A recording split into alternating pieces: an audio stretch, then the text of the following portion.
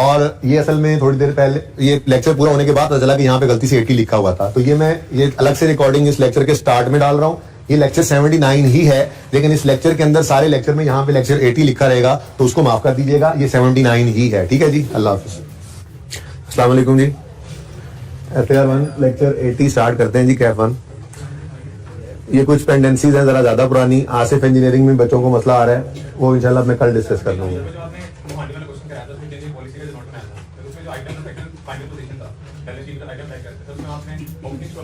नहीं, मैंने सही करवा दिया था, कल मैंने नोट बनवाया, कल मतलब हफ्ते वाली क्लास आपने ली थी। क्या समझ नहीं आई? क्या समझ नहीं आई? हमारा नोट था आइटम्स अफेक्टिंग, बेटा प्लीज चुप कर जाएं। आइटम्स अफेक्टिंग SOFP में देखें, जो हमारी बैलेंस शीट है, बैलेंस शीट कौन कौन से साल थे इस सवाल में? 13, 14, 15। वो स्टॉक बताएं जो सवाल में गिवन था, मुझे वो सवाल ओपन करना पड़ना। मैंने बड़ी तफसील से बात कर दी थी। चले बहरहाल अच्छा है, कोई नहीं, सवाल आ रहे हैं सामने। तो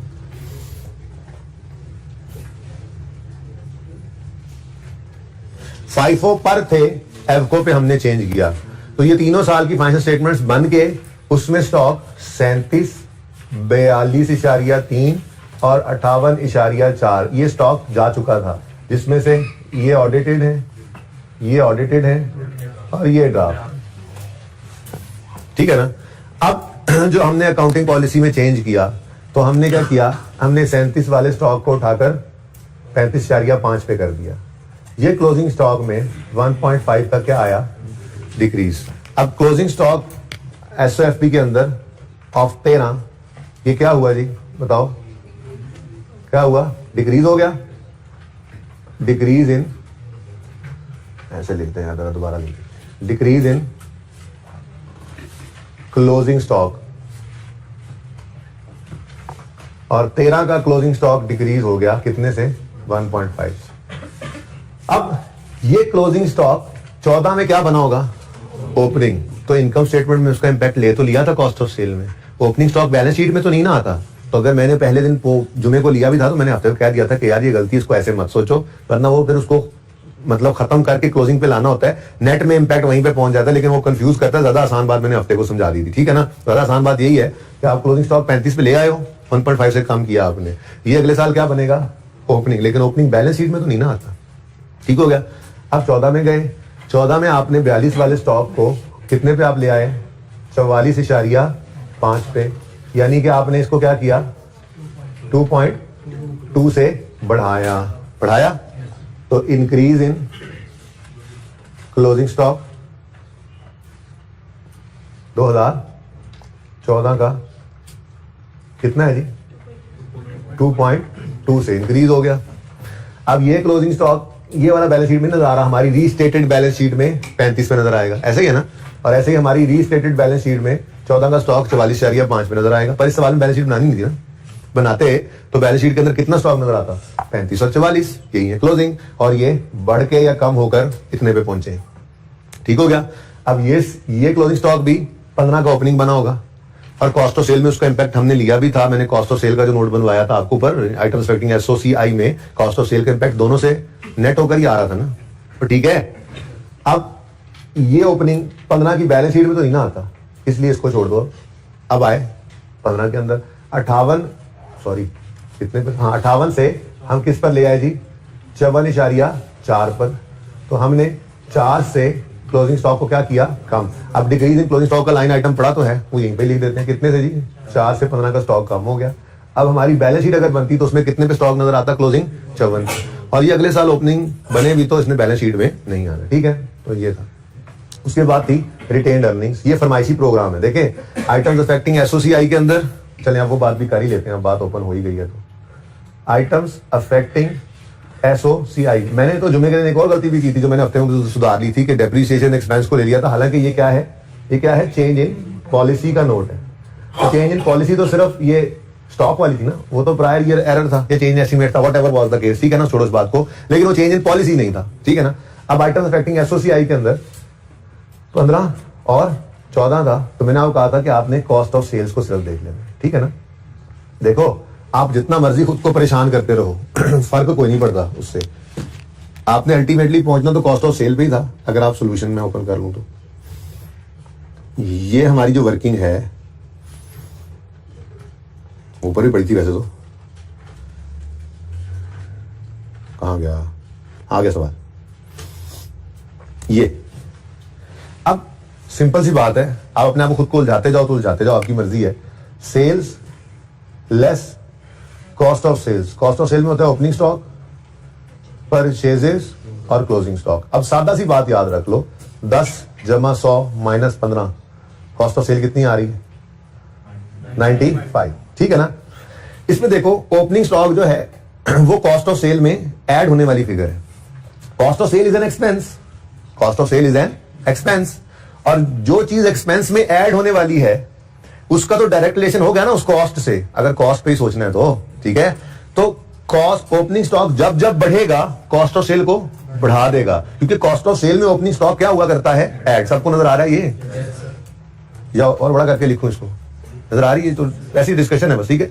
closing stock, opening stock, cost of sale में क्या होता है, add. Cost of sale is an expense, तो एक्सपेंस में ऐड होने वाली चीज है ओपनिंग स्टॉक। अब अगर आपने ओपनिंग स्टॉक को बढ़ाया तो कॉस्ट ऑफ सेल को बढ़ाएगा, ओपनिंग स्टॉक को कम किया तो कॉस्ट ऑफ सेल को कम करेगा, ठीक है ना। जबकि क्लोजिंग स्टॉक क्या था, कॉस्ट ऑफ सेल में से माइनस होने वाली फिगर। तो जैसे ही इस माइनस होने वाली, एक एक्सपेंस में से कोई चीज माइनस होना है, आपने माइनस होने वाली फिगर को अगर बढ़ाया तो एक्सपेंस को कम नहीं कर देगी। ये असल कहानी थी जो मैंने लिख के बता दिया था। ओपनिंग क्लोजिंग स्टॉक और प्रॉफिट का रिलेशन हमने जो डायरेक्ट बताया था, दरअसल उसके दरमियान में कॉस्ट ऑफ सेल पड़ती थी कि क्लोजिंग स्टॉक को बढ़ाएं तो कॉस्ट ऑफ सेल कम होती है, जिस वजह से प्रॉफिट बढ़ रहा होता है। अब आप आए नोट के अंदर, आपने देखना था कॉस्ट ऑफ सेल पे असर, ठीक है। क्लोजिंग स्टॉक आसानी से समझ आ गया, क्लोजिंग स्टॉक क्या हो रहा है, कम। Closing stock cost of sale में माइनस होने वाली फिगर है, क्या ख्याल है। तो क्लोजिंग स्टॉक जब माइनस होने वाली फिगर जो है, मिसाल के तौर पे, ये मिसाल के तौर पे क्या, मैं फिगर ही वही लिख लेता हूं। अज्यूम क्या करना, 37 पर स्टॉक पड़ा था, ठीक है ना। अब ये सारी बातें मैं अज्यूम कर लेता हूं, ठीक है। इसको आप थोड़ा सा चेंज कर लें कि ये जी मिसाल के तौर पे 20 रुपए का स्टॉक था और ये 200 रुपए की परचेजेस की और 37 क्लोजिंग है। बताओ जरा कॉस्ट ऑफ सेल कितनी है, 183। अब मैंने कॉस्ट ऑफ सेल पे इंपैक्ट लेना है, बाकी थिंग्स रिमेनिंग सेम 13 के लिए, सिर्फ 13 की बात हो रही है, ठीक है ना। 2013 में हमने क्या किया, सब कुछ सेम था, क्लोजिंग स्टॉक 13 का हमने बदल दिया और 37 से कम करके 35.5 कर दिया। बताओ कॉस्ट ऑफ सेल पे क्या असर पड़ा, बढ़ गई कॉस्ट ऑफ सेल। बात ये मैंने वैसे ही समझा दिया था आपको ज़बानी कि क्लोजिंग स्टॉक जो है वो कॉस्ट ऑफ सेल में से माइनस होने वाली चीज है। अगर आप माइनस होने वाली चीज को कम करोगे तो अल्टीमेटली कॉस्ट ने बढ़ जाना है, तो फिर इंक्रीज इन, 13 तो है ही नहीं, सॉरी, अगर 13 होता तो उसमें क्या लिखते हैं हम, increase in cost of sale. ये बात समझ आ गई। अब आए हम 14 में, 14 के अंदर भी अब यही काम दोबारा कर लेते हैं ऐसे, ठीक है, कि सेल्स होंगी, उसमें से लेस होती है cost of sale, opening stock, पुराने वाला पहले मैं लिखूंगा 37, अब ये 14 शुरू हो गया, ठीक है ना, पुरानी बात कर रहा हूं, ठीक है ना। फिर परचेजेस 200, ठीक है, और क्लोजिंग स्टॉक पुराने वाला 42.3। हमें बताओ कॉस्ट ऑफ सेल कितनी आती है, 194.7। ये कहानी थी, लेकिन अभी तो देखो प्लीज सभी तो देखो, ये जो कल आपको बात समझ नहीं आ रही थी, 37 का स्टॉक हुआ करता था, पुरानी बात है। हमने पिछले साल क्लोजिंग स्टॉक को 37 से कम करके 35 कर लिया था ना, ठीक है। अब यहां पर भी उसने क्या होना है, 35, क्योंकि 14 की फाइनल स्टेटमेंट भी बन चुकी थी ना भाई, तो उन्होंने तो पुराने 37 को ही ओपनिंग रखा होगा। अब ये जो क्लोजिंग अगले साल का ओपनिंग कॉस्ट ऑफ सेल में बना होगा, तो इस 37 को जब हमने 35.5 किया, आंसर बताओ क्या हुआ, 190। क्या मतलब, ओपनिंग स्टॉक कम करें तो कॉस्ट ऑफ सेल कम हो जाती है, बढ़ जाती है। देखो ओपनिंग स्टॉक ऐड होने वाली फिगर है, अगर ऐड होने वाली फिगर को कम करेंगे तो कॉस्ट भी कम ही होगी ना, इसीलिए तो कॉस्ट ऑफ सेल आपकी कितनी हो गई, 193 पॉइंट समथिंग 2, ठीक है जी। उसके बाद ये तो असर पड़ गया, आपकी कॉस्ट ऑफ सेल कितने से कम हो गई है, 1.5 से 14 वाले साल में। क्यों, क्योंकि आपने इस नहीं करते हैं, 37 से क्या कर लिया, 35.5, ऐसे ज्यादा बेहतर है। पहले कितना आ रहा था बताना दोबारा, 197 आ रहा था ना, ठीक है। तो आपने क्या किया 37 से जब 35 किया तो ये कितना हो गया, मतलब आपने वो असर इधर भी तो लाना होता है ना। ये सब सोचे हैं, सोच लो, घंटा सोचते रहोगे, पर्चे में घंटा सोच सकते हो, पर्चे के लिए अभी जुगाड़ बताऊंगा 1 मिनट का बस, ठीक है ना। लेकिन सोचो बेशक सारा कॉन्सेप्ट क्लियर करो, कोई मसला नहीं, ठीक है। क्लोजिंग स्टॉक का इंपैक्ट बता दिया था। अब ये जो क्लोजिंग आपने सही किया था, अगले साल ये ओपनिंग भी चेंज हो जाना है ना, अब होगा नहीं होगा। तो जब आपने चेंज किया तो कॉस्ट ऑफ सेल 1.5 से कम हो गई। एक ये असर था, ये हो गया असर 1.5 का असर किसका हो गया, ओपनिंग स्टॉक की चेंज का। अब क्लोजिंग स्टॉक भी हमने 42 से बढ़ा के कितना कर दिया, 44.5। अब बताओ इसका क्या असर पड़ा, क्लोजिंग स्टॉक क्या हो रहा है, क्लोजिंग स्टॉक क्या हो रहा है, कम हो रहा है, बढ़ रहा है, बढ़ रहा है। क्लोजिंग स्टॉक बढ़ गया तो प्रॉफिट भी बढ़ना है, क्योंकि कॉस्ट ऑफ सेल ने फिर कम होना है। आप चेक करो क्लोजिंग स्टॉक पे क्या असर पड़ा, हो गया। यानी कि आपकी कॉस्ट ऑफ सेल पे 2 इंपैक्ट पड़े कम होने वाले, एक ₹1.5 का ओपनिंग जो कम किया है, और दूसरा 2.2 का जो क्लोजिंग हमने बढ़ाया है। दोनों के असर ने क्या किया, कॉस्ट ऑफ सेल को अल्टीमेटली 3.7 से बढ़ा दिया। ये असल में कॉस्ट ऑफ सेल के ऊपर इंपैक्ट पड़ा हुआ था, ठीक है ना। ओपनिंग स्टॉक, ये जो क्लोजिंग स्टॉक हमने कम किया था, ये अगले साल भी कम ही होगा ना। इसका कम होना प्रॉफिट को बढ़ा गया, ठीक है। और फिर क्लोजिंग स्टॉक इस साल का कम होना प्रॉफिट को बढ़ा गया, बढ़ाना, क्लोजिंग स्टॉक का बढ़ाना प्रॉफिट को बढ़ा गया। अब ये तो इंपैक्ट लिया था हमने प्रॉफिट पे, लेकिन अगर डीप डाउन जाकर सोचें तो जो स्टॉक्स हैं, आप जुगाड़ की बारी आती है। ये सब समझाया आपको, ठीक है ना। 3.7 इन टोटल बढ़ा कैसे, एक है क्लोजिंग के बढ़ने का इंपैक्ट कॉस्ट ऑफ सेल पे पड़ा है, डायरेक्ट प्रॉफिट पे सोच लो। एक तो क्लोजिंग स्टॉक के बढ़ने के इंपैक्ट की वजह से प्रॉफिट बढ़ा है 2.2 से, और ओपनिंग के कम होने की वजह से प्रॉफिट बढ़ा है 1.5 से। तो प्रॉफिट अल्टीमेटली 3.7 से बढ़ गया। लेकिन दरअसल डीप डाउन जाकर सोचे तो क्या हुआ है, ये ओपनिंग के क्लोजिंग के बढ़ने से और ओपनिंग के कम होने से दरअसल क्या हुआ है, कॉस्ट ऑफ सेल ही तो कम हुई थी, ठीक है। अब ये इतनी लंबी चौड़ी सोचे, पर्चे में सोचने बैठ गए ना तो कुछ पल्ले नहीं रहना, सही वाला भी गलत कराओगे, ठीक है। अब बता रहा हूं जुगाड़, ठीक है। वो क्या है, मुझे ये बताओ, चाहे स्टॉक ओपनिंग हो चाहे क्लोजिंग हो, पूरी इनकम स्टेटमेंट में कहां पे नजर आता है, कॉस्ट ऑफ सेल से बाहर की बात तो नहीं है ना, ठीक है। कॉस्ट ऑफ सेल से बाहर की बात। अब हमने जब ये नोट बनाना, ये इंपैक्ट ऑन प्रॉफिट निकालना है स्टॉक की एडजस्टमेंट का, तो प्रॉफिट पे इंपैक्ट निकला पड़ा है। बोलो, ये ओपनिंग स्टॉक बड़ा है या कम हुआ है, क्लोजिंग स्टॉक बड़ा है या कम हुआ है, इसमें जो प्रॉफिट पे असर डाला है, दरअसल वो असर किस पे था, कॉस्ट ऑफ सेल पे। तो आपने सिर्फ पर्चे के अंदर ये सब करने के बाद इंपैक्ट ऑन प्रॉफिट निकाला ना, वो तो बिल्कुल आसान तरीके से निकाला हुआ है, क्या क्लोजिंग स्टॉक और प्रॉफिट का रिलेशन डायरेक्ट है, ठीक है। लेकिन डीप डाउन जाकर देखें तो ये प्रॉफिट्स, ये जो कॉस्ट ऑफ, ये जो ओपनिंग और क्लोजिंग स्टॉक की एडजस्टमेंट है, इसने कॉस्ट ऑफ सेल को हिट किया था, जिस वजह से प्रॉफिट हिट हुआ है, ठीक है ना। अब ये इंपैक्ट निकालने में कोई मसला नहीं ना हुआ। अब ये जहन के अंदर है, ओपनिंग स्टॉक है चाहे बढ़ा कम हुआ, क्लोजिंग स्टॉक है चाहे बढ़ा कम हुआ, अल्टीमेटली पड़ा कहां पे है, कॉस्ट ऑफ सेल में। अब आपने देखा 2014 का प्रॉफिट से 3.7 से बढ़ा है, इसकी वजह क्या रही होगी, कॉस्ट ऑफ सेल का कम होना, एक्सपेंस का कम होना ही प्रॉफिट को बढ़ाएगा। बार बार बोल रहा हूं, ओपनिंग स्टॉक हो चाहे क्लोजिंग स्टॉक हो, उसका इंपैक्ट कॉस्ट ऑफ सेल में ही होता है ना। अब उनके चेंज की वजह से प्रॉफिट 3.7 से बढ़ा है, तो पक्की बात है कोई और एक्सपेंस नहीं, कॉस्ट ऑफ सेल 3.7 से कम हुआ होगा। तो 14 के अंदर हम क्या कहेंगे, decrease in cost of sale कितने से, 3.7 से। अब ऐसे ही आगे सोचा आपने 15 में प्रॉफिट 6.2 से कम हो रहा है। यार जो मर्जी मसाइल थे, ओपनिंग स्टॉक बढ़ा है कम हुआ है, क्लोजिंग स्टॉक बढ़ा है कम हुआ है, अल्टीमेटली असर किससे बढ़ा है, कॉस्ट ऑफ सेल पे। अब देखो प्रॉफिट क्या हुआ है, कम, मतलब कॉस्ट क्या हुई होगी, इंक्रीज, बढ़ी होगी, ठीक है ना। तो कॉस्ट ऑफ सेल का बढ़ना था, जिस वजह से 15 में प्रॉफिट 6.2 से कम हुआ, तो increase in cost of sales. अब तो सही हो गया ना, अभी दोबारा करना पड़ेगा, मैंने इतना टाइम लगाया तो वैसे करके 6.2 सही है। इसके बाद है जी फरमाइशी प्रोग्राम। ये तो है, इस लाइन आइटम ने हिट ली इस चेंज की वजह से। अगली बात है, मैंने आपको बताया था, इनकम स्टेटमेंट हो तो जितने भी आइटम्स हो, जैसे आपने चांद पेंट्स के अंदर 6-7 आइटम्स को चेंज किया है, लेकिन एंड पे एक फरमाइशी प्रोग्राम भी है, प्रॉफिट पे इंपैक्ट बताओ, ठीक है ना। तो प्रॉफिट पे इंपैक्ट बताना है जी, फरमाइशी प्रोग्राम। प्रॉफिट ये बहुत आसान है, यहाँ क्या मतलब, कॉस्ट यानी एक्सपेंस डिक्रीज हुआ, एक्सपेंस का डिक्रीज होना प्रॉफिट को इंक्रीज कर देगा, ये तो फिर आसान है, ठीक है ना।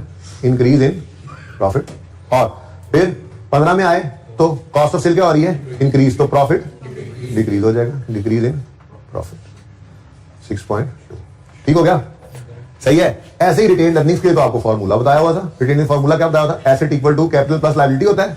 बोलो क्लोजिंग स्टॉक में क्या आया, डिक्रीज, तो क्लोजिंग स्टॉक एसेट से पड़ा होता है -1.5, लायबिलिटी तो कोई है नहीं, तो फिर इसको बैलेंस करने के लिए यहां भी 1.5 कैपिटल का मतलब हम कहते हैं जी रिटेन्ड अर्निंग्स ही है, तो इसका मतलब हम क्या कहेंगे, डिक्रीज इन रिटेन्ड अर्निंग्स 1.5 से। ठीक है, आगे बढ़ो। अब डायरेक्ट कर लूं थोड़ा सा ऐसे, यहां पर ये एक ही इक्वेशन के अंदर लिखता जाता हूं। ठीक है, क्लोजिंग स्टॉक इंक्रीज हुआ, एसेट बढ़ा है 2.2 से, इधर तो कुछ है नहीं, तो यहां पर 2.2 मतलब रिटेन्ड अर्निंग्स इंक्रीज हो गई, इंक्रीज इन रिटेन्ड अर्निंग्स 2.2 से। ठीक है, आगे बढ़ो। क्लोजिंग स्टॉक 4 से कम हुआ है, क्लोजिंग स्टॉक का कम होना डायरेक्ट भी कर सकते थे भारत, और इधर कुछ नहीं है, 0 है, तो ये भी क्या हो गया, कम, तो रिटेन्ड अर्निंग्स में डिक्रीज आ गया 4 से, वो डिक्रीज इन रिटेन्ड पहले लाइन आइटम पड़ा हुआ था, ये आपका नोट था। ऊपर अंग्रेजी बस मैंने नहीं लिखी, नोट मुझे आपने फिर बनवा लिया बातों बातों में। ठीक है, ये नोट है। होमवर्क करके आते तो तुम्हें पता होता है ना मसला आया, आपको हमें भी पता तो लग ही गया, उनके लेवल पे नहीं पहुंच सकते आप, आपको तो ये बात समझनी पड़ी है, उन्होंने समझी हुई थी, पक्की करनी पड़ी है। हाँ जी, आपको मसला इसमें, अब तो कोई मसला नहीं है इसमें, मोहानी वाला सवाल है उसका नोट, आपको गहरी नींद से उठा के कहना बना दो तो आप 1 मिनट बना देना। ठीक है, देखो मैंने बड़ी लंबी चौड़ी बहस की है, मैंने प्रूव किया बातों को, लेकिन पर्चे के लिए ये बातें रेलेवेंट नहीं है। खुद सोचो ना, मैं आपको सोचवा रहा था तो 15 मिनट लग गए हमें, पर्चे में क्या ये वारा खाता है?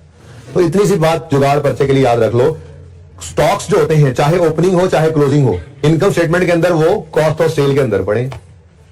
अब अगर स्टॉक्स की मूवमेंट है, चेंज इन पॉलिसी हो चाहे प्रायर ईयर एरर हो स्टॉक को चेंज करना, वो स्टॉक की मूवमेंट के बारे में आपको मैंने क्या बताया हुआ है, आपने इंपैक्ट ऑन प्रॉफिट वाली वर्किंग कर लेनी है। इंपैक्ट ऑन प्रॉफिट वाली वर्किंग करके आप इनकम स्टेटमेंट भी बना लोगे, चेंज इन इक्विटी भी बना लोगे, बैलेंस शीट भी बना लोगे, जो भी चाहना आपने बना लेना। फिर नोट पे जब आएंगे आप, तो नोट के लिए आपको फिर थोड़ा सा ये जुगाड़, क्या प्रॉफिट में इंक्रीज आ रहा है तो पक्की बात है स्टॉक की एडजस्टमेंट की वजह से है, तो कॉस्ट ऑफ सेल कम हुई होगी तो स्टॉक ये प्रॉफिट बढ़ा। और अगर प्रॉफिट में डिक्रीज आ रहा है, इंपैक्ट ऑन प्रॉफिट तो 1 मिनट में निकल आता था ना वर्किंग, ठीक है, अगर प्रॉफिट में डिक्रीज आ रहा है और स्टॉक की एडजस्टमेंट की वजह से है, तो पक्की बात है कॉस्ट ऑफ सेल का असर है, और कॉस्ट ऑफ सेल बड़ी होगी तो स्टॉक ये प्रॉफिट कम हुआ है, तो आप इस तरह से कॉस्ट ऑफ सेल का इंपैक्ट ले लोगे, प्रॉफिट का तो आ ही जाएगा। ठीक है, समझ आई है? किया था ये सवाल घर पे? नहीं किया था, बताया नहीं आपने, ये बताया नहीं आपने। बैठ जाओ सारे।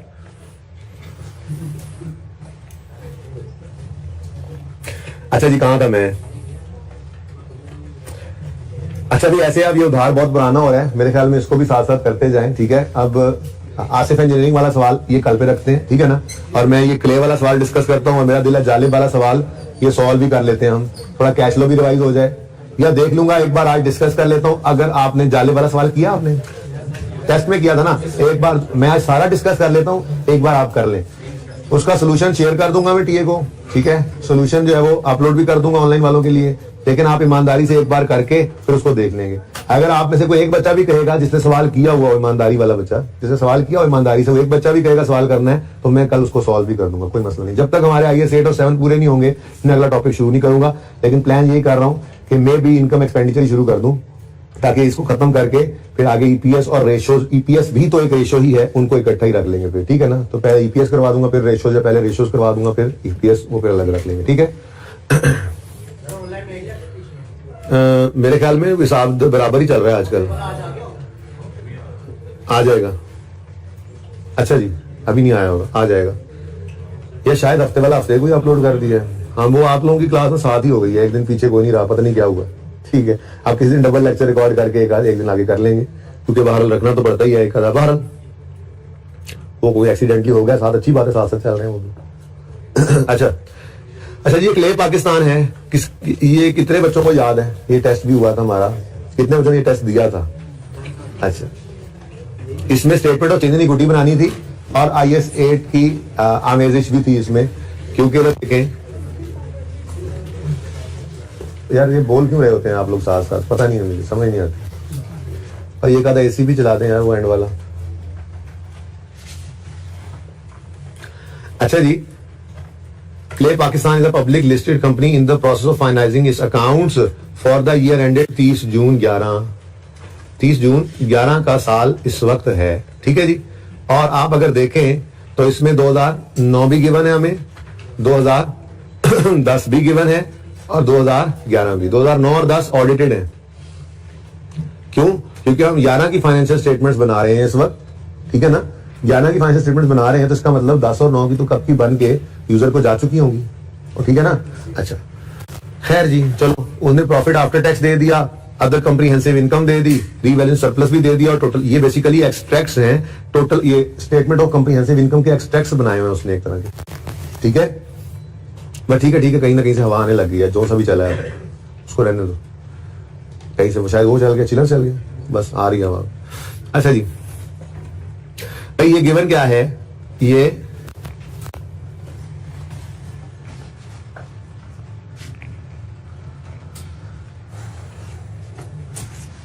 चीजें आपको वही एक्सैक्ट ही गिवन है ना, जो मैं जैसे मैं बताता था, sale less cost of sale, GP add income less admin expense, selling expense, other expense, finance cost, profit before tax less tax और प्रॉफिट आफ्टर टैक्स, ये वहां पे पहुंचा हुआ है, ठीक है ना। उसके बाद एड अदर कॉम्प्रिहेंसिव इनकम हम करते थे, जिसमें रिवैल्यूएशन सरप्लस है, और फिर नीचे क्या आ रहा है, टोटल कॉम्प्रिहेंसिव इनकम। तो ये वही एक्सट्रैक्ट बना हुआ है, सही है, और सही है ना, साथ ही हो ना मेरे, शुक्र है। पढ़ना छोड़ा हुआ आप लोगों ने, अभी टाइम है, पढ़ना शुरू कर दें। अब अगर आज से ही ना पढ़ना शुरू किया तो फिर 1% घटाते जाना अपने पास होने की परसेंटेज चांस जो है ना, 1% 2% रोजाना के हिसाब से घटा लेना, ठीक है ना। आज से, आज नहीं पढ़ा जाके घर 2, फिर नहीं पढ़ा 2% कम, तो क्लासेस के एंड तक नहीं पढ़ोगे तो कुछ 40 45 50% पे तो वैसे ही आ जाओगे, ठीक है। हफ्ते में इकट्ठा नहीं, साथ साथ पढ़ा करो। अच्छा जी, 12 हफ्ते में फिर रिट्रोस्पेक्टिव रीस्टेटमेंट कर लेना फिर। अच्छा जी, okay, CPL changed the method of valuation of inventories from weighted average to FIFO. This is change in accounting policy. ठीक है जी। अच्छा, सवाल के अंदर उसने चेंज इन पॉलिसी का नोट नहीं मांगा था, लेकिन चेंज इन पॉलिसी तो ये है, ठीक है, वही है जी। अब इंक्रीज डिक्रीज ही बता दिया था उसने, ठीक है। Impact of this change in is as follows, 2009 increased by 2010, decreased by 2011, increased bye.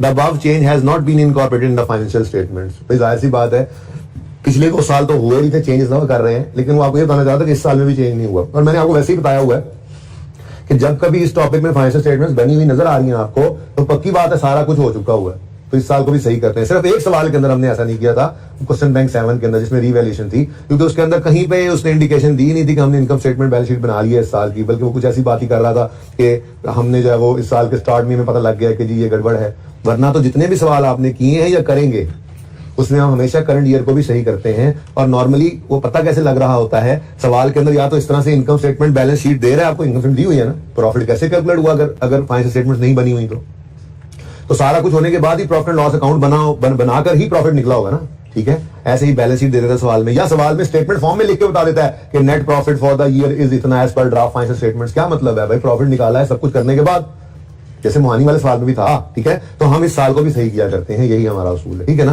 लेकिन उसने यहाँ पर खुद भी आपको बता दिया कि इस साल में भी ये चेंज नहीं हुई, तो हमने तीनों सालों को सही करना होगा, ठीक है।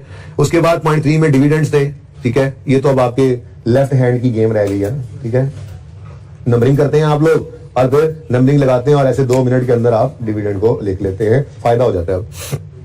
लेकिन ये सारा सवाल डिस्कस करता हूं ना मैं, सोल्यूशन दिखाता जाऊंगा, सॉल्व नहीं करूंगा, कहोगे तो सॉल्व भी कर लेंगे। CPL follows a policy of transferring 30% of its profit after tax to general reserve. मुफ्त के नंबरों वाली एडजस्टमेंट होती है ये। फिर share capital and reserves at 30 June 2009 and 10 were as follows. Duster कहां है? कहां? अच्छा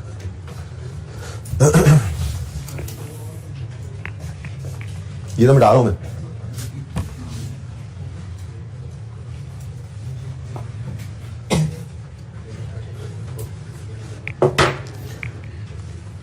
हम किस साल में खड़े हैं इस वक्त, हम किस साल में, रिक्वायरमेंट चेक करो, 2011 की चेंजेस इन इक्विटी बनानी है, ठीक है। तो हम इस वक्त मौजूद हैं 30 जून 2011 में।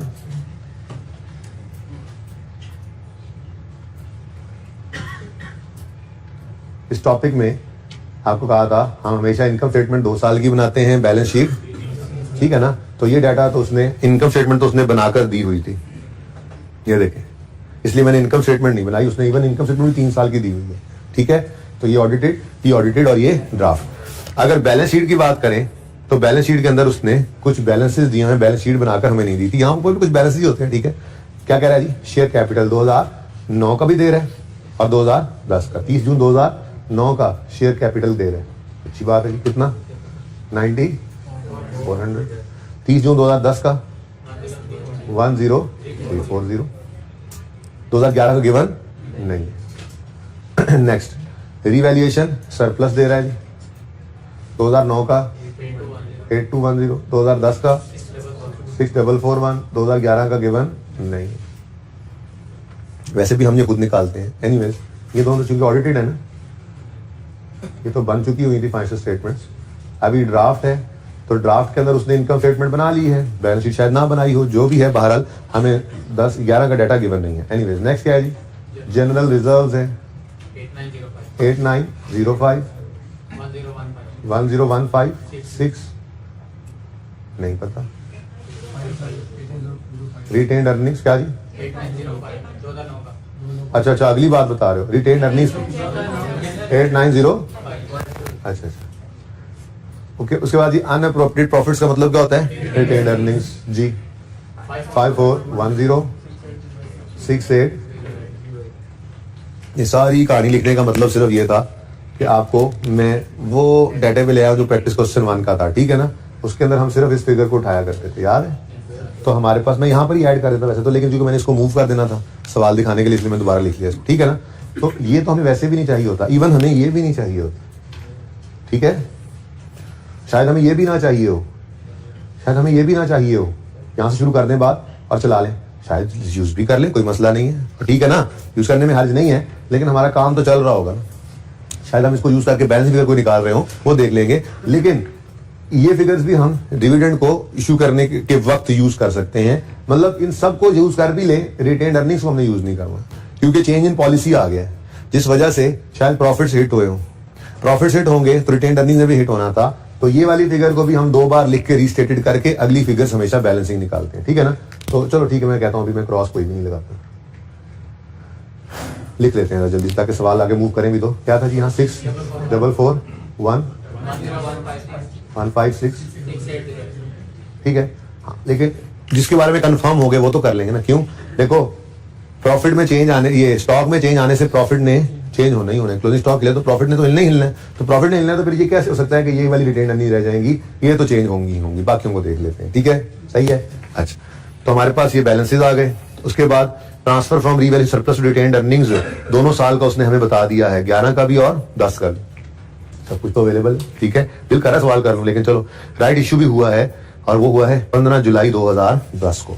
अब हमारे पास 30 जून 11 की चेंजेस इन इक्विटी हमें बनाने का उसने कहा है, ऐसे ही है। और बोलो, मैंने आपको ये कहा था कि इस टॉपिक के अंदर चाहे आपसे कहे चाहे ना कहे, आपने कंपैरेटिव ईयर बनाना ही बनाना होता है, ठीक है ना। तो 1 जुलाई 9 से हम शुरू होंगे, 30 जून 2010 पे आएंगे, 30 जून 2011 पे आएंगे। ये दोनों साल की चेंज इक्विटी हमने बनानी थी, ठीक है। ये राइट इशू आ गया ना, मैंने इसलिए टाइमलाइन बनाई है, एहतियात के लिए इसको लिख लूंगा मैं, ठीक है। किस दिन राइट इशू हो रहा है जी? 15 जुलाई 2010। ये देखो, यही होता है ना मंथ्स। ये पड़ा 15 जुलाई 2010, बिल्कुल ही साल के शुरू में करके उसने राइट इशू करवाया, ठीक है। लेकिन साल हमारा दूसरा शुरू हो चुका हुआ है, ओके, और सही है। अच्छा, अब अगर मिसाल के तौर पे ये 2010 का साल है, ये 2011 का साल है, 2010 के साल का अगर फाइनल डिविडेंड आता है तो क्या वो 15 तक आ सकता है? नॉर्मल जम्पशन आपको क्या कहा था कि वो कहीं जुलाई, ये जुलाई है ना, अगस्त सितंबर, ये कहीं अगस्त सितंबर, प्रोबेबली सितंबर के अंदर जाके फाइनल, अगर सवाल खामोश हो, अनलेस के सवाल खुद डेट बता दे, ठीक है। अगर सवाल ने डेट नहीं बताई हुई तो फिर अलग बात है। अगर सवाल डेट बता दे तो फिर हम उसकी डेट को मानेंगे। सवाल ने डेट नहीं बताई तो नॉर्मल जम्पशन क्या है? अगस्त सितंबर, सितंबर ही रखें जी ज़हन में, ठीक है, सितंबर ही रखें। लेकिन इस सवाल के अंदर बाकायदा बताया गया था final dividend are declared at the end of August, तो फिर तो पक्की बात हो गई ना, ठीक है। यहां पर आकर फाइनल डिविडेंड, पहले राइट इश्यू होने और जब डिविडेंड होना है तो ये एक ही डेट नहीं है, हमने डिविडेंड इनको भी देना होगा, ठीक है। अच्छा, ये देख लो, अब आप कुछ बच्चों के दिमाग में सवाल आता है ना, सर बहुत करीब आ जाए, सेम हो जाए, इस महीने में आ जाए। जब भी वो इस किस्म की कोई हरकत करे ना कि इतने करीब ले आए राइट इशू को, तो फिर मजबूरन उसको डेट बतानी पड़ती है। और बता दिया उसने, आपको क्लियर कर दिया, ऐसे नहीं छोड़ देगा आपको। अगर छोड़ भी देता तो हमने उसके लिए तैयारी की हुई है क्या?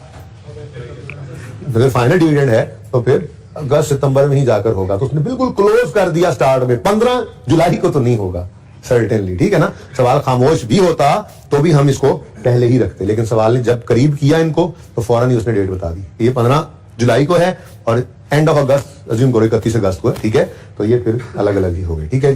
तो ये मोटी मोटी डिस्कशन थी।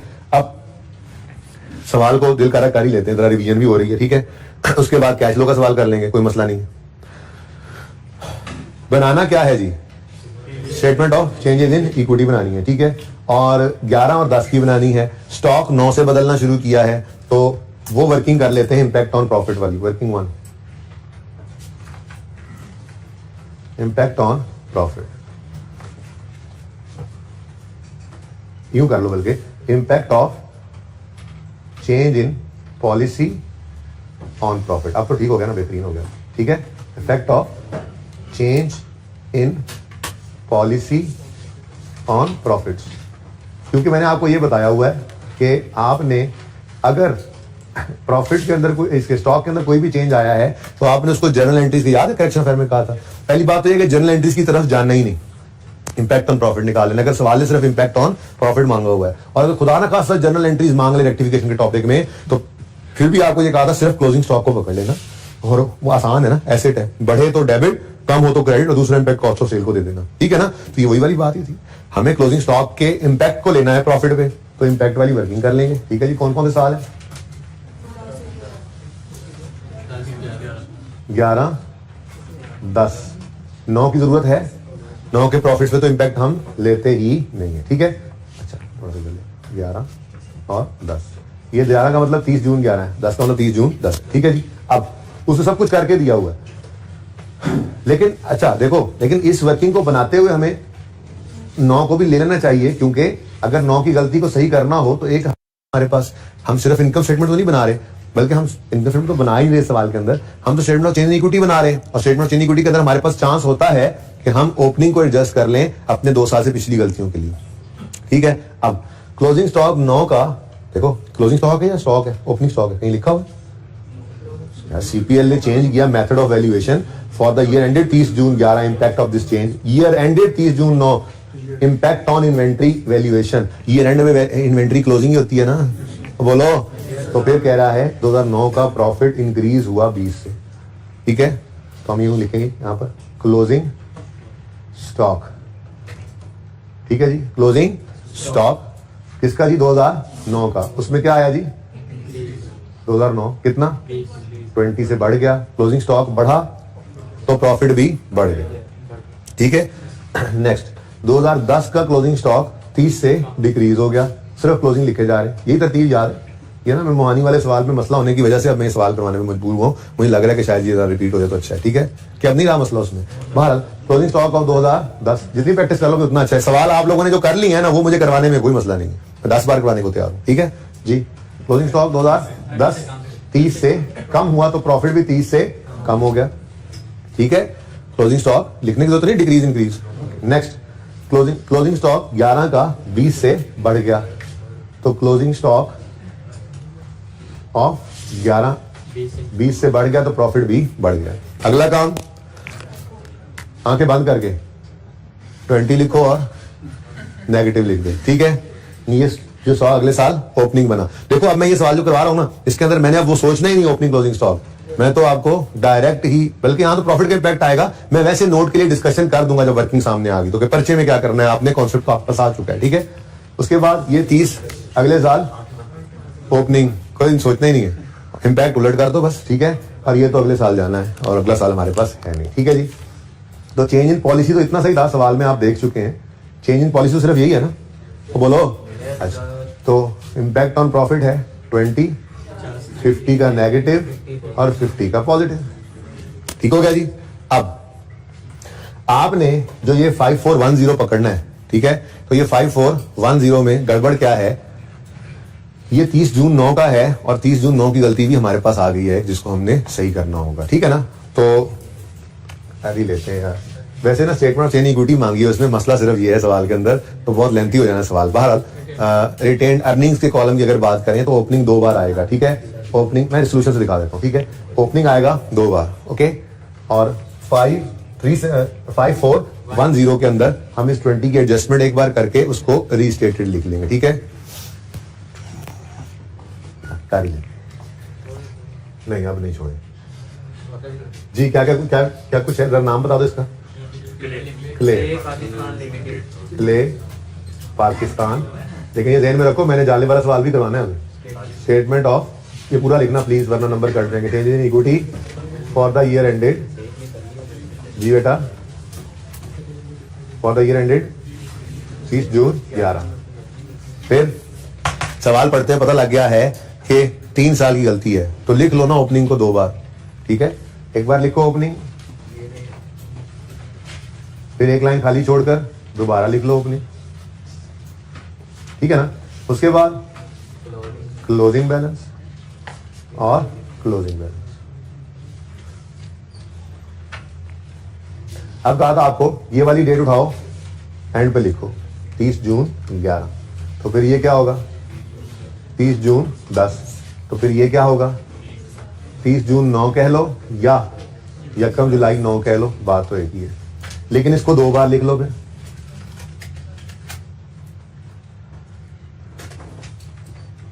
कहानी खत्म, ठीक है। अब है क्या कुछ, share capital, share premium, retained earnings, revaluation surplus, general reserve, सब कुछ ही था, ठीक है जी। तो शेयर इतनी वर्किंग हो जाएगी यहाँ तक, ठीक है, गुजारा हो जाएगा जी। शेयर कैपिटल, फिगर्स की जरा शक्ल मुझे दिखा दो, हो जाएगा मैनेज। शेयर प्रीमियम भी है, आ जाएगा, ओके। अच्छा अगर नहीं पता लगा मुझे, तो मैंने एंड पे एक लाइन छोड़नी होती है टोटल के अलावा भी, यानी कि आप टोटल के लिए ना 1.5 लाइन छोड़ा करें। टोटल के साथ कोई नया कॉलम आ, जैसे शेयर प्रीमियम नहीं पता लगा, सवाल पढ़ते हुए मैंने नहीं देखा इशू होते हुए कितने मेरा डेट मिस होगी मेरी नजर से, ठीक है। तो शेयर प्रीमियम अकाउंट इशू के वक्त आ जाना है जब, तो फिर बनाया ना हो, जगह ना हो, तो फिर वहां पे एंड पे बनाया जा सकता है, ठीक है। बहरहाल भाई ने बता दिया तो मैं लिख लेता हूँ। शेयर प्रीमियम, फिर जी रिटेन्ड अर्निंग्स, रिवैल्यूएशन सरप्लस, ये ज्यादा तंग तो नहीं हो रहा है, फिगर कुछ तो है ही सही यार। रिटेन्ड अर्निंग्स, रिवैल्यूएशन सरप्लस और जनरल रिजर्व, ठीक है जी। अब ये मुफ्त वाले नंबर ले लो, देखो ये इसलिए बनाया था आपके सामने, ठीक है, क्योंकि अब वो देखो पॉइंट नीचे था, तो जरा सवाल भी सामने रहे। अगर आप यूं कहें ना कि मैं नीचे वाला सवाल सिर्फ राइट इशू के अलावा, ट्रांसफर और राइट इशू के अलावा मैं ये डाटा यहाँ पे लिख चुका हूँ, ठीक है ना, तो इसलिए जरा फिलहाल सवाल चला सकते हैं हम यहाँ से डाटा लेकर। ये वही डाटा है, मैंने जरा इसको उस फॉर्म में लिख लिया जैसे प्रैक्टिस क्वेश्चन 1 के अंदर गिवन था, ठीक है। तो ये 30 जून 9 या यकम जुलाई 9, यही डाटा हमें चाहिए ना। सबसे पहले तो ये लिख लें, ये मुफ्त के नंबर क्यों मिस करें, तो 94, 100, 82, 10 ये वाली फिगर यहाँ पे ले आओ। 90, 400, 82, 82, ये रिटर्न अर्निंग है, बोलो 82, बता दो जो भी कहोगे लिख लेंगे। 8210, उसके बाद क्या है जनरल कितने 89, सही है। वैसे इस तरतीब से लिखना चाहिए था, बहरहाल कोई मसला नहीं, जिस तरतीब से लिखें ध्यान से लिख लीजिएगा। फिर क्या है कितना 5410, ठीक है जी। और हमने एक बार फिर इसको लिखना है और फिर उसको इंशाल्लाह हम रीस्टेटेड लिख लेंगे, ठीक है। और फिगर सिर्फ एक ही हरकत में आनी है और वो है रिटेन्ड अर्निंग्स, ठीक हो गया। बारह प्लानिंग जारी रखें। मैंने कहा था कि आसानी के लिए ना तरतीब पे ज्यादा ध्यान ना दिया करो। इधर आप पहले लिख लो टोटल कंप्रीहेंसिव इनकम ऑफ 2010, 10 का साल है, 10 की इनकम आएगी। 11 का साल है, 11 ये पहले ही लिख लिया करो, जान छुड़ाया करो यार। हालांकि होना एंड में चाहिए इसको, लेकिन तरतीब से कोई फर्क नहीं पड़ता, ठीक है, ताकि हम फिगर्स को लिख सकें। अच्छा मैं फिलहाल प्रॉफिट ही लिख देता हूं, बाद में काट दूंगा, या ठीक है टीसीआई लिख दूं, कोई मसला तो नहीं है, पता है आपको, ठीक है। लेकिन एडजस्टमेंट मैंने प्रॉफिट की करवानी है, ठीक है। अब आपको पता है 10 का प्रॉफिट इधर आना है, 11 का प्रॉफिट इधर आना है, और उससे पहले वाले प्रॉफिट्स इधर पड़े हुए हैं, इकट्ठे हुए, ठीक है। अब गलत प्रॉफिट्स उठाने, 2009 का गलत प्रॉफिट, इसको जरूरत नहीं है, ये तो हम इनकम स्टेटमेंट तो हमें ये वाली चाहिए ही नहीं होती, ठीक है ना। 41-20 2010 का 41-20, फिर 5 to 4। अब इसके नंबर्स मिल रहे हैं आपको, ये गलत डाटा उठा के यहाँ पे लिखने के मार्क्स होते हैं, नंबर मिल रहे हैं साथ साथ आपको, ठीक है। उसके बाद revaluation surplus arose during the year सिर्फ 11 में है, ठीक है। सिर्फ कौन से साल में है, तो अरोज और किसी साल में नहीं हुआ, तो मैं सेफली यहां पर ये नंबर लेना चाहूं तो यहां पे करके बनेगा ऐसे, ये कितना 2000, यहां पे लिख सकता हूं, ठीक है ना? तो सही है। ये 52, ये देखो ये यूं निकले निकले निकले निकले निकले, और ये यहां पे ये क्यों नहीं आया? क्योंकि इसमें कुछ एडजस्टमेंट है, एडजस्ट करवा के यहां पे लिख देंगे, ठीक है? ये बात समझ आई? ऐसे ही करते आए ना, खूब प्रैक्टिस की हमने, तो कई बार इस बात को किया था हमने, कोई कंफ्यूजन तो नहीं है जरा सा भी? चल अच्छा जी, अब इस चेंज के असरार डालते हैं। 2011 की गलती को 2011 में सही करेंगे, 2010 की गलती को 2010 में सही करेंगे, 2010 से पहले चाहे 500 साल की गलती है उसको ओपनिंग में सही कर देंगे, प्रायर ईयर एडजस्टमेंट कहकर, ठीक है? चलो, तो प्रायर ईयर एडजस्टमेंट्स, ठीक है? जितनी एडजस्टमेंट्स हो ना उनको नेट करके प्रॉफिट पे, रिटेन अर्निंग्स मींस प्रॉफिट, उसके ऊपर असर ले लेते होते हैं हम, ठीक है? चलो, 9 में प्रॉफिट 20 से बढ़ा है, प्रॉफिट 20 से बढ़ा है तो मतलब अर्निंग्स भी 20 से बढ़ गई, और कहीं पे कोई एडजस्टमेंट नहीं है, ठीक है? तो फटाफट दोबारा इनको लिख लो, जल्दी से बोलो आंसर। वैसे तो आसान ही है, मैंने देखा नहीं है ऊपर। 5430। बेटा तू कैलकुलेटर कर ले, जल्दी कर, जल्दी कर ले मेरा बच्चा। ओके, अच्छा, लेकिन पहली बात आपको पता ही है, यहाँ पे रीस्टेटेड ना लिखा तो फिर सरताज होगा और उसकी तलवार होगी और आप लोगों की गर्दन होगी अकाउंटेंट्स, ठीक है? तो फिर ये असल में फिगर बदल गई ना, क्योंकि ना देखो उसके पास जो बैलेंस शीट पहुंची है ऑडिटेड आज से 3 साल पहले, उसकी क्लोजिंग रिटेन्ड अर्निंग कितनी थी? 5410, और आप आज शो कर रहे हैं 5430, तो उसको रीस्टेटेड का बता दें। हाँ, सवाल ने नहीं मांगा, मगर आपको पता है आप इसके लिए चेंज इन पॉलिसी का नोट बनाएंगे, उसमें आप कहेंगे आइटम्स अफेक्टिंग एसओसीआई में जी कॉस्ट ऑफ सेल पे इंपैक्ट पड़ी, मैं वाइज कर रहा हूँ, ठीक है? तो ओपनिंग क्लोजिंग नहीं सोचना, आप सुकून मारो, ठीक है? इनकम स्टेटमेंट 10 को सोचना है ना सिर्फ। आपने देखा प्रॉफिट 50 से कम हुआ है, ओपनिंग का फर्क था चाहे क्लोजिंग का फर्क था, अल्टीमेटली कॉस्ट ऑफ सेल में पड़े हैं ना, तो प्रॉफिट जो 50 से कम हुआ है मतलब कॉस्ट ऑफ सेल 50 से बढ़ी होगी। आप नोट बना रहे होंगे तो आप कहेंगे increase in cost of sale, कितने से? 50 से, और अगले साल decrease in cost of sale 50 से। फरमाइशी प्रोग्राम प्रॉफिट के ऊपर इंपैक्ट ले लेंगे, ठीक है? नहीं, इनकम स्टेटमेंट में प्रॉफिट, रिटेन्ड अर्निंग, फरमाइशी प्रोग्राम, बैलेंस शीट के आइटम्स का, ठीक है? अब स्टेटमेंट ऑफ फाइनेंशियल पोजीशन के आइटम्स की तरफ जाएंगे तो वहां पे आपको चेंज नजर आएगी, सिर्फ रिटेन्ड अर्निंग्स में, और कोई चेंज है ही नहीं, ठीक है ना? तो अगर बनाना पड़े तो मैंने कहा चलो थोड़ा सा रिवाइज, थोड़ी अच्छी होगी ना रिवीजन, जरा पक्का पक्के उसूल मान गए जुगाड़ पर्चे के लिए। अच्छा ले भाई, अब ये गलतियां सही करवा दें। 10 के प्रॉफिट्स 50 से कम हुए माइनस 50, 11 के प्रॉफिट 50 से बढ़ गए प्लस 50, ठीक है? पर क्लोज ना करो अभी, हो सकता है कोई एडजस्टमेंट आ जाए। अब ये पॉइंट ओवर, ये पॉइंट भी ओवर हो गया, ठीक है ना? ये गलत प्रॉफिट उठाकर ले गए जहां ले जाने थे, ये 2000 भी ले गए जहां लेकर जाना था, और ठीक है? अब यहां से आगे हमने इस हिस्से को यूज नहीं करना है, तो अब मैं आगे इसको मूव कर रहा हूं, ठीक है? इतना को आगे ले जाता हूं कि हमारा सारा सवाल बस सामने ओपन हो जाए।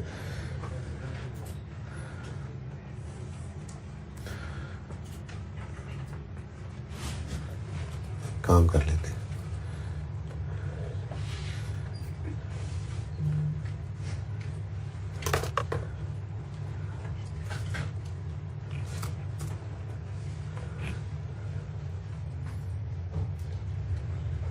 अब गुजारा हो गया, सारा सवाल आ गया सामने, ठीक है ना? बस यहाँ पे वो ऑडिटेड ड्राफ्ट लिखा हुआ, ये 2000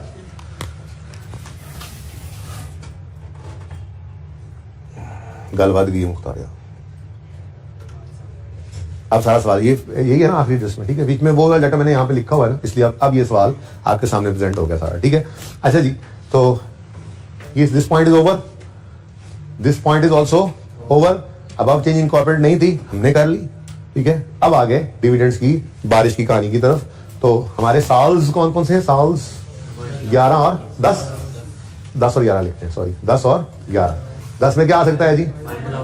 फाइनल ऑफ 2009 और इंटरिम ऑफ 2010, और 11 में क्या कुछ आ सकता है जी? Final of 10, interim of 11। 1 2 3 4 error free और क्विक तरीका है, ये ऐसे ही करना है परिचय में, ठीक है? ओके, अब इस 4 के अलावा को 5वां डिविडेंड हमने नहीं लेना अपनी चेन इक्विटी के अंदर। हमारे सामने 2 साल की चेन इक्विटी है, ठीक है? ओके, कैश बोनस बाद में देखेंगे। इंटरिम 9 हमारी लिस्ट में है, कट दे। फाइनल 9 है हमारी लिस्ट में नंबर 1, ठीक है? अब मेरे यहां से लगा हुआ है ना, यहां से जी। उसके बाद आगे बढ़े, इंटरिम तो है को नहीं, फाइनल ऑफ 10 हमारी लिस्ट में है नंबर 3 है, फिर फाइनल ऑफ ये इंटरिम ऑफ 11 हमारी लिस्ट में है, यस बिल्कुल है, नंबर 4, ठीक है। फिर फाइनल ऑफ 11, फिर बोनस कैश तो एंट्री के वक्त देखते होते हैं, ठीक है ना। सबसे इंपॉर्टेंट तो ये है टाइम क्लासिफिकेशन, कौन से साल के अंदर इसको लें, ठीक है। फिर इंटरिम ऑफ 10, 2 तो पहले नहीं आया, नहीं आया, चलो कोई बात नहीं। अगर आ जाता तो पहले वाले एक को 2A का दूसरे को 2B, कैश और बोनस होता तो पहले कैश लिखते फिर बोनस, पता है ना सारी बातों का। अच्छा, उसके बाद फाइनल ऑफ 10, 3 ये आ गया ना, चलो अच्छा हो गया, A और B, ठीक है जी। बस ये ध्यान में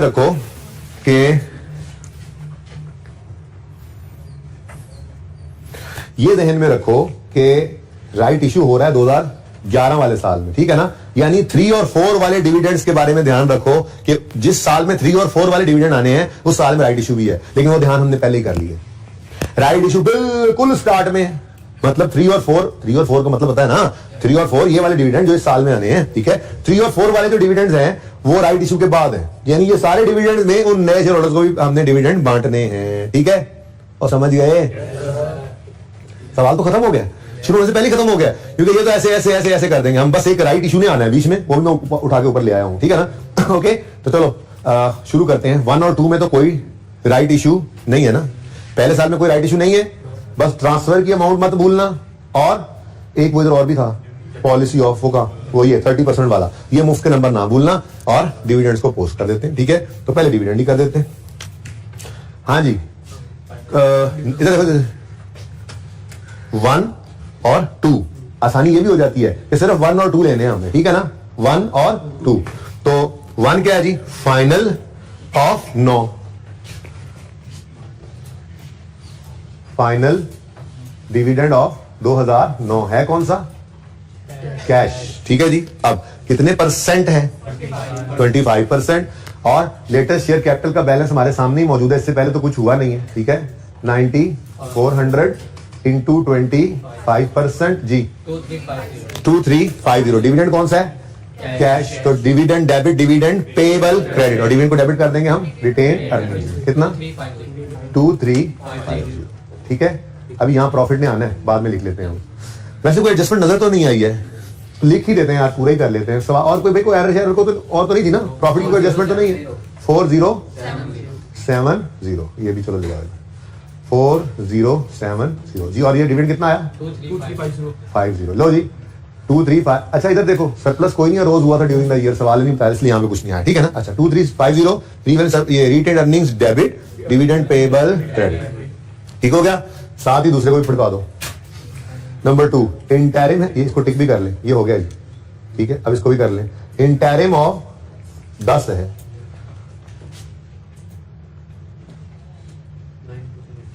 इंटरिम ऑफ 10 पहले ना लिख लिया होता हमने, कभी भी नहीं, फाइनल सबसे पहले आता है, उसके बाद फिर अगले साल के इंटरिम बांटते हैं। है भी कौन सा ये, बोनस, सर्फ एक्सेल नहीं है ये, बोनस है, लेकिन लकीली फिलहाल तक तो 9400 इंटू वो 94 पे ही अभी तक ना शेयर कैपिटल जी, 940। अब एंट्री बोलो, डिविडेंड डेबिट रिटेन अर्निंग्स में, और शेयर कैपिटल क्रेडिट, अब बढ़ गया शेयर कैपिटल, लेकिन अब इसके बाद कोई डिविडेंड बांटा ही अगले साल बांटना है, तो ये भी उसमें शामिल हो गए, ठीक है, सही है। उसके बाद डिविडेंड हो गया जी, 0.3 हो गया, ठीक है। अब क्या रहेगा, 30% ट्रांसफर और रिटेन अर्निंग्स वाली ट्रांसफर, पहले दिन ही दोनों एंट्रीज करा दी थी आपको जब स्टेटमेंट इक्विटी का टॉपिक शुरू किया था, तो आइए सेट किया, बैंड एंड की बातें हैं, ठीक है। दोनों ट्रांसफर लिखनी है आपने, ट्रांसफर टू जनरल रिजर्व, ये सवाल ने बताया होगा कितना, ठीक है। अब 30% जनरल रिजर्व में प्रॉफिट कर जाता है सर, 2009 में जो प्रॉफिट आया होगा वो भी तो गलत होगा ना प्रॉफिट, तो कोई बात नहीं यार, उसका जनरल रिजर्व भी गलत किया होगा, कोई बात नहीं है, जनरल रिजर्व को सही करने नहीं बैठ जाएंगे। देखो नहीं देखो मेरी बात सुनो, ये 2 अकाउंट्स मिलकर एक है, ठीक है ना, तो फिर इन्हीं की गलती थी ना, इनमें से गलती को सही कर लिया ओपनिंग के अंदर। आप कह रहे हैं कि इसका कुछ हिस्सा जनरल रिजर्व में भी डाला जाए,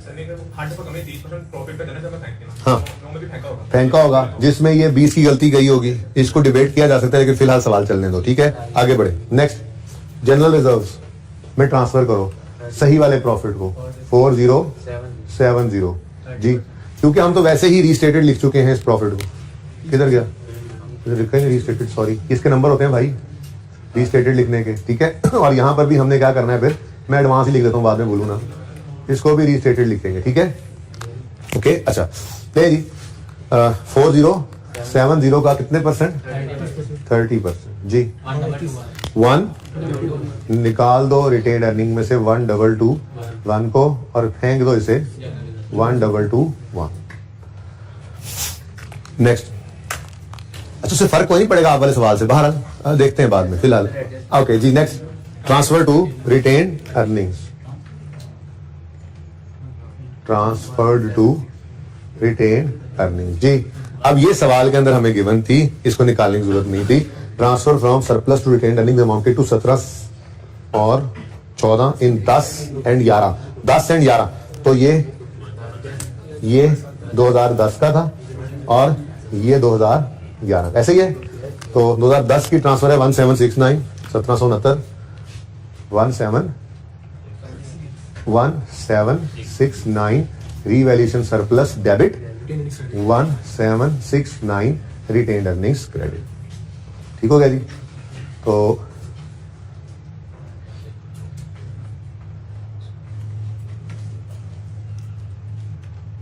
लेंथी था सवाल जी, टोटल बता दो। 10, चलो मुश्किल वाला मैं टोटल कर देता हूँ जी। 6758 और 6441 1012। ठीक हो गया भाई। बच्चे परेशान हो, एक भाई ने बारीक सवाल पूछा, मैं उसको इग्नोर करके चल रहा हूं, पूरा सवाल करने के बाद देख लेंगे, ठीक है। नेक्स्ट, अगला सवाल आया। अगले साल में प्रॉफिट की एडजस्टमेंट हम कर चुके हैं, यानी कि point number 2 is already over. ये तो वैसे ही हमने लिख लिया हुआ था सारा डाटा, ठीक है। अब डिविडेंड्स हैं, लेकिन सबसे पहले राइट इशू है, इस गरीब को ना भूल जाना, ठीक है। Right issue was made for 1 share for every 4, 1 share for 1 share for every 4, ना 1/4 into 100 is equal to 25% right issue है। हमें तो परसेंटेजेस से प्यार है, हम तो नहीं जाएंगे इन पटों पे जी। अब राइट इशू हुआ, 3 स्टेप्स लेंगे, ऐसे ही है। Shares immediately before right issue, फिर नंबर ऑफ राइट शेयर्स और फिर जर्नल एंट्री। तो वर्किंग नंबर 2 यहां पर स्टेप 1 कर लेते हैं, वर्किंग 2 यहां से वहां पे एंट्री कर लेंगे, ठीक है ना। वर्किंग 2 जी, स्टेप 1 क्या है जी, number of shares immediately before right issue. बल्कि यहां पे हो जाएगा यार, कोई मसला नहीं। वर्किंग 2 है, राइट इशू की नजर ही नहीं आना एंड पे। Step 1, number of shares before right issue जी। अब आए इधर हम, कैपिटल का अकाउंट 10,340 रुपयों का, मिलियन है, 1000 है, छोड़ो इसको, हमने राउंड किया हुआ, ठीक है ना। तो 10,340 रुपए के शेयर कैपिटल को शो कर रहा है, ठीक है। हमने यहां पर लिखा 10,340 रुपए डिवाइडेड बाय। अब हम ढूंढने गए, दीज आर रुपीज, ठीक है ना। ये क्या है जी, रुपीज 10,340 है। नीचे जाके देखो क्या लिखा हुआ था, शेयर कैपिटल क्या लिखा हुआ था, रुपीज 10 ईच। देखो जरा सवाल में, सवाल ही छेड़ रहा हूं, ये लिखा हुआ है, यानी फेस वैल्यू क्या है, 10 रुपए। तो 10,340 रुपयों को 10 से डिवाइड किया आपने, तो कितने आगे शेयर, 1034 मिलियन शेयर्स हैं, ये नंबर ऑफ शेयर्स, ठीक है। स्टेप 2 में हमें क्या चाहिए जी, नंबर ऑफ राइट यानी न्यू शेयर्स, ठीक है जी। नंबर ऑफ राइट शेयर्स निकालने हैं, तो अब इसी 1034 पर कर दो 25% मल्टीप्लाई, 258.5 मिलियन शेयर्स। और स्टेप 3 में क्या था जी, journal entry, cash debit, share capital credit, share premium credit. मैंने आपको कहा था पहले एक शेयर के लिए एंट्री कर लिया करो, ठीक है। तो 13 रुपए का एक शेयर इन्होंने राइट इशू में बेचा है, तो कैश आ गया 13, शेयर कैपिटल में तो जाएंगे सिर्फ 10, बाकी 3 रुपए शेयर प्रीमियम में जी।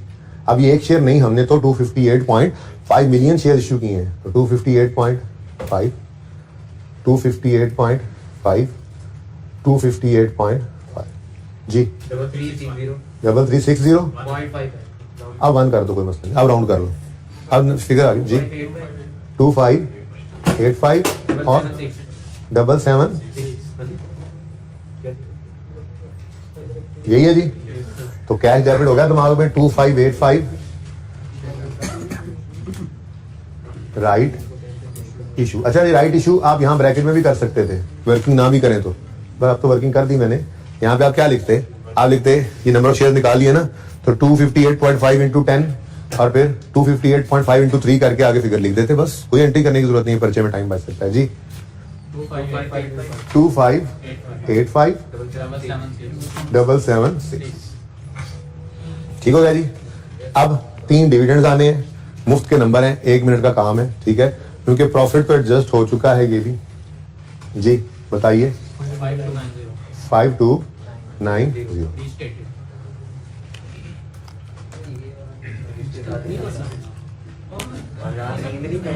रीस्टेटेड कह रहा है, क्यों? ये भी ड्राफ्ट था हमारे पास पड़ा था, हमने अभी ये भेजी नहीं है, ये तो सरताज के पास है ही नहीं फाइनेंशियल स्टेटमेंट्स। अच्छा जी अब अच्छा बोलो भाई डिविडेंड है, फिर देखो डिविडेंड है 2, एक फाइनल है, दूसरा इंटरिम है। तो फाइनल ऑफ 10 में उन्होंने कुछ कैश भी बांटा हुआ है, कुछ बोनस भी, कोई मसला नहीं, दोनों ही लिख देंगे।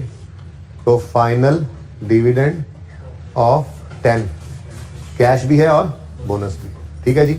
एक ही दिन हो तो पहले आपको कहा था कि कैश लिख लिया करो फिर बोनस, ठीक है, ताकि गलती ना हो। अच्छा अब डिविडेंड की कैलकुलेशन की बारी आई तो 10340 नहीं है, अब प्लस 2585 भी है, ठीक है जी। इन दोनों का जो टोटल बने, आप बड़े हो गए थोड़े, ठीक है ना, उसको मल्टीप्लाई कर दोगे 3a 20% से, ठीक है जी। 20 लिख दूं उसी तरह से, ये ठीक है। इन दोनों का टोटल अब इक्वल टू करके नहीं लिख रहा, ठीक है ना जी। कितना आ गया 20% 2585 एंट्री बनी, रिटेन्ड अर्निंग्स डेबिट 2585 से और डिविडेंड पेएबल क्रेडिट। आग हो गई, एक जैसी फिगर आ गई, इत्तेफाक है, जस्ट एक इत्तेफाक है, महज एक हसीन इत्तेफाक है, ठीक है जी। बोनस के लिए भी वही शेयर है भाई, 10340 प्लस 2585। हमने कंफ्यूजन से बचने के लिए तो पहले कैश कर दिया कि कंफ्यूजन भी ना हो। कितना है जी 10% जी 1293 की एंट्री है, रिटेन्ड अर्निंग्स डेबिट 1293 से retained earnings debit share capital credit. अब यहां मसला पड़ गया अगले किसी भी डिविडेंड के लिए, और अगला डिविडेंड है भी सही 20% इंटरिम। तो बस लेंथी था सवाल, लेकिन चले। इंटरिम डिविडेंड ऑफ 11 कैश है, लेकिन अब आपको क्या करना पड़ेगा, इन तीनों को ऐड करना पड़ेगा। अच्छा वैसे यहाँ पे लिख ही लेते हैं, आसानी हो जाती। बहरहाल ये देखो, ये टोटल कर देता हूँ, कितना बनता है इन दोनों का टोटल 12925 का लिया था यहाँ पे हमने 20%, ठीक है जी। और फिर यही आगे यूज करते जाते हैं। 12925 का 10% ले लिया था हमने, और यहाँ पे अब क्या होगा 12925 भी होगा प्लस 1293 भी होगा, इज इक्वल टू 14218 इंटू 20% जी। कैश है 28, ठीक है जी। Retained earnings debit dividend payable credit, 2 चीजें बस रह गई हैं। ट्रांसफर टू जनरल रिजर्व और ट्रांसफर टू रिटेन्ड अर्निंग्स, एक गिवन है, एक निकाल लेते हैं। जनरल रिजर्व 5290 का 30% है, कितना बनता है जी 1587। कहता रहा सवाल ना करना पर रोक नहीं पाया आपने। रिटेन्ड अर्निंग्स सारा टाइम निकल गया। रिटेन्ड अर्निंग्स डेबिट और जनरल रिजर्व्स क्रेडिट, ठीक है जी। उसके बाद ट्रांसफर टू रिटेन्ड अर्निंग्स, वो यहाँ लिखा था 11 1483 से रिवैल्यूएशन सरप्लस डेबिट और रिटेन्ड अर्निंग्स क्रेडिट।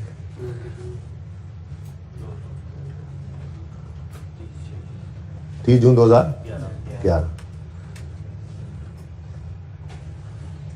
जी बोले 14218 जी नेक्स्ट 776 नेक्स्ट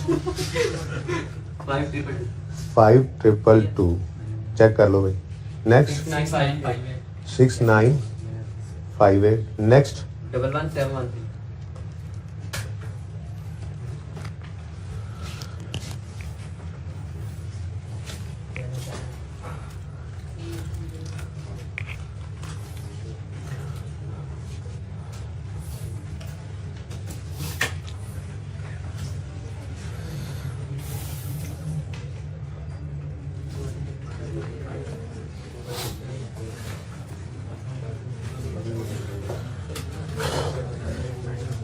अच्छा जी प्लीज एक छोटी सी बात भाई साहब एक सवाल कर रहे थे ये सवाल हो गया ना खत्म अब थोड़ी सी बात इस पे देखिए जी हम प्रॉफिट्स में से कुछ प्रॉफिट निकाल के अर्निंग्स में रखते हैं और वो 30% ऑफ दैट प्रॉफिट था ठीक है ना तो ठीक है हमने उस वक्त पुराने प्रॉफिट को उठा के यानी के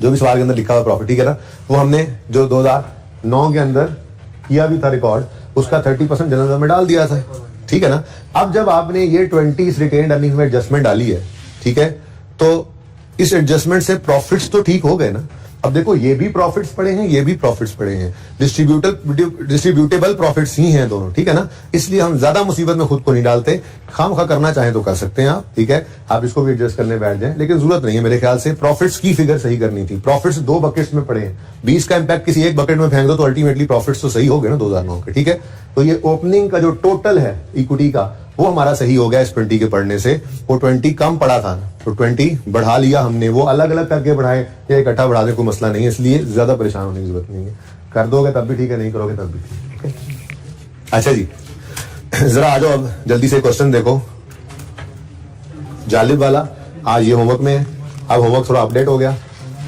आज होमवर्क में आपको टेस्ट नंबर ये जालिब वाला 8 नहीं है 9 नहीं 7 का टेस्ट हो गया ये सवाल मैंने खुद करवा दिया करवाना ही नहीं था बस खत्म कर जालिब वाला नहीं ना दिया वो तो हो गया ना मैंने करवा दिया मेरी तसल्ली होगी उससे मैं कह रहा हूँ टेस्ट नंबर 9 जालिब वाला क्वेश्चन डायरेक्ट मेथड से आपने करके आना है जो रिक्वायर्ड था ये मैं करवा दूंगा फिर इनडायरेक्ट से यही सवाल होमवर्क में दूंगा उसका सोल्यूशन प्रोवाइड कर दूंगा ठीक है ओके अच्छा इसमें कुछ काबिल जिक्र बात है तो मैं देख लूं एक दफा आप बताएं किस चीज में मसला है आपको इसमें जी हाँ करके तो आएंगे आप मुझे पता है मैं खुद ही देख लूं जरा प्लीज पीपीई है कैपिटल वर्क इन प्रोग्रेस है stock and trade debtors prepayments cash and bank equity में issued subscribe paid up capital share premium unappropriate profit gratuity समझा दिया था बस लेजर बनना था ये ग्रेच्युटी पेबल ओपनिंग क्लोजिंग आ रहा था नीचे एडजस्टमेंट में पेड की फिगर गिवन थी गालिबन और एक्सपेंस निकालना था एक्सपेंस की फिगर गिवन थी पेड निकालना था वो जाके देख लेते हैं ठीक है जी accrual other payables and dividend payable भी था sale cost of sale GP operating expense financial charges loss on sale of fixed asset PBT tax और PAT The year 42 was transferred to COGRP को मसला नहीं कंपनी सोल्ड पीपी डिस्पोजल का account बनना था depreciation for the year इतने 60% is charge to cost of sale तो total depreciation का 60% कॉस्ट ऑफ सेल में जो लेके जाना था उसमें से माइनस करना था नॉन कैश और बाकी का ऑपरेटिंग एक्सपेंसेस में एक्सपेंस के कंसोलिडेटेड लेजर के अंदर से माइनस करना था प्री पेमेंट्स में पड़ा है एडवांस टैक्स भाई कोई फर्क नहीं पड़ता ऐसी बात से एडवांस टैक्स आ जाए तो टैक्स पेबल भी हो एडवांस टैक्स भी हो एट अ टाइम हो कोई मसला नहीं है आपने वही टैक्स एक्सपेंस का लेजर बनाना है वही टैक्स एक्सपेंस का लेजर बनाना है ठीक है उसके अंदर आप लिखा करते थे ओपनिंग पेएबल ऐसे ही है ना और क्लोजिंग पेएबल बल्कि इस सवाल में है ओपनिंग पेएबल भी है क्लोजिंग पेएबल वो बाद में लिख देते हैं ठीक है और यहाँ पे क्या आ गया जी ओपनिंग एडवांस टैक्स भी तो दिया जाता है 2.2 और क्लोजिंग एडवांस 1.4 इसी लेजर में लिख लो टैक्स है ना लेकिन ये किसमें पड़ा हुआ है prepayments and other receivables में ना अब इनको आपने कहना था sorry as per question closing और ओपनिंग बैलेंस शीट से आपने उठाने थे और फिर उनमें से आपने लेस करना था एडवांस टैक्स को 2.2 1.4 और ये फिगर्स लेकर जानी थी आपने वर्किंग कैपिटल चेंजेस में वर्किंग कैपिटल चेंजेस नहीं बन रही एक्सपेंस के लेजरे में वहां तो जाना था ना ओपनिंग प्री पेमेंट्स या एक्रूवल्स वगैरह ठीक है तो ये बात समझ आ गई वो तो ठीक है लेकिन टैक्स एक्सपेंस भी तो बनाना है तो वो मैंने लेजर टैक्स एक्सपेंस का बनाया है, क्योंकि अभी देखो वापस आओ बैलेंस शीट की तरफ आओ जरा, हमें टैक्स पेएबल भी गिवन था, नहीं गिवन था, चलो शुक्र है कोई नहीं गिवन था, कोई बात नहीं लो, लेकिन टैक्स एक्सपेंस सवाल में आ रहा है। एक्सपेंस के लेजर में कैश इस तरफ आता है, एक्सपेंस इस तरफ आता है, टैक्स एक्सपेंस ये वाला 106 यहां पे लिखना था, यहां से कैश आना था। अब कैश पेड तो चाहिए ना हमें, ऑपरेटिंग एक्टिविटीज में माइनस करना था, हम तो लेजर तो बनना ही बनना था, ठीक है ना। ये वर्किंग में मैंने कहा कि लेजर बन जाए तो इसको माइनस कर लेना, ओके। अच्छा भाई ये लेक्चर 79 है, सवेर दा लग गया, तो लिखा किने से बताना था ना यार, वो रिकॉर्डिंग वाला भाई, ये स्टार्ट के अंदर आप कुछ ना कुछ इसका करना पड़ेगा, ठीक है ना। आप स्टार्ट में, मैं एंड पे जो बताऊंगा ना, ये पोर्शन आप स्टार्ट में ऐड करवा देना उनसे, क्या ठीक है ना। अच्छा जी, लेक्चर 79 ये कंफर्म है? तो फिर सारे चुप करके क्यों बैठे सी, पूरी क्लास गुजर गई। Anyways next, provision for gratuity, provision अंदाजा of gratuity made during the year, this is expense for the year, during the year, for the year, as on नहीं, एज ऑन ऊपर आ रहा था, ठीक है। और ये प्रोविजन अंदाजा लगा के एक्सपेंस रिकॉर्ड किया, ये एक्सपेंस की फिगर थी, कैश पेड हमने यहां से बैलेंसिंग निकालना था, ठीक है। फिर एक्रूल अदर पेबल्स में पढ़े फाइनेंशियल चार्जेस, यही वाला ट्रीटमेंट, इंटरेस्ट एक्सपेंस का लेजर बनाएंगे, एक्रूल अदर पेबल में उसको माइनस करेंगे और एक्सपेंस के कंसोलिडेटेड लेजर में ये वाली नेट फिगर लेके जाएंगे। डिविडेंड्स के बारे में आपको पता है, हम हैं 15 के साल में मौजूद, वो कह रहा है कंपनी ने फाइनल डिविडेंड ऑफ 15 डिक्लेयर किया, इग्नोर, क्योंकि ये तो 16 में मिलेगा, हमारे लिए रेलेवेंट था 35%, ठीक है। और उसके बाद बोनस इशू भी 15 वाला करेंगे, इग्नोर, हमें चाहिए था 0%, ठीक है। ये थोड़ी सी फनकारी भी थी, ब्रैकेट वाले लेने थे और असल वाले जो सामने लिखे हैं उनको क्या करना था, इग्नोर। मेरे ख्याल में मसला नहीं है, सवाल लाजमी कीजिएगा, मैं लाजमी कल भी ये चेक करूंगा, ये सारा सवाल करके आएंगे, मैं सोल्यूशन आपको अवेलेबल कर दूंगा, ठीक है। एक तो जाले वाला सवाल हो गया और एक कैरी फॉरवर्ड चला गया है, क्वेश्चन बैंक 6 है आसिफ, ठीक है ना, IS 8 का, ये पेंडिंग में चला गया अभी तक, ठीक है। ये मैं इंशाल्लाह कल डिस्कस करूंगा और कल कैश फ्लो के MCQ भी डिस्कस हो जाएंगे, या इन दोनों की डिस्कशन छोड़ के मैं इनकम एक्सपेंडिचर भी स्टार्ट कर सकता हूं। अल्लाह हाफिज।